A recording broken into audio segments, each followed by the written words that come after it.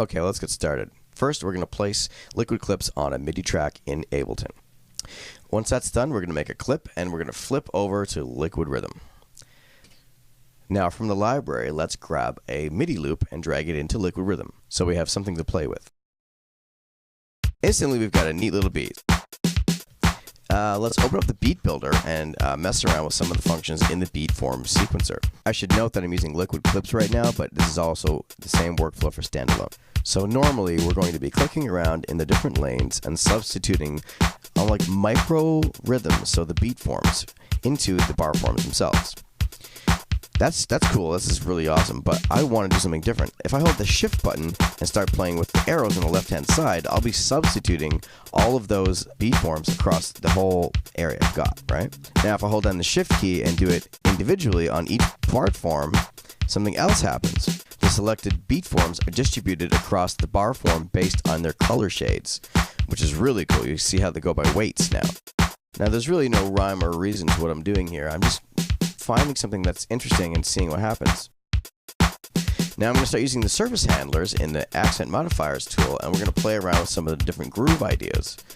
And before you know it, I've found a completely new groove compared to what I started with, which is kind of the point, right? Sometimes it can take a little tweaking to find the right vibe. Using the regroover, I get some really interesting results as well. So I'm shifting around the shades, and with those shades are the rules of how accent modifiers are being applied. And if I hit the regroover button, essentially what I'm doing is I'm moving around the families underneath of those shades, and their distribution affects the groove's distribution as well. So right here, I'm just messing around with the individual lanes in the sequencer, just to find some interesting ways to distribute the claps and the snares. Remember, holding the shift button and the arrow button on the beat form sequencer substitutes all the active beat forms in the lanes that have beat forms active. The muted ones stay off.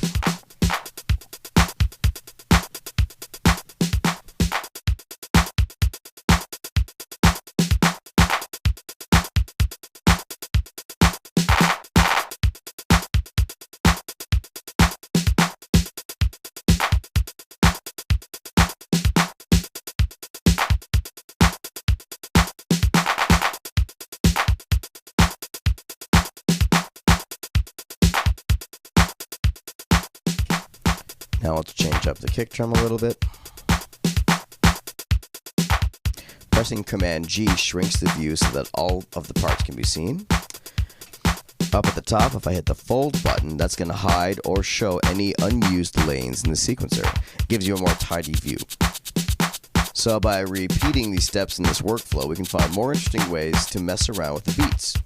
So remember, shift, click all over the place. Find happy accidents and mutate them.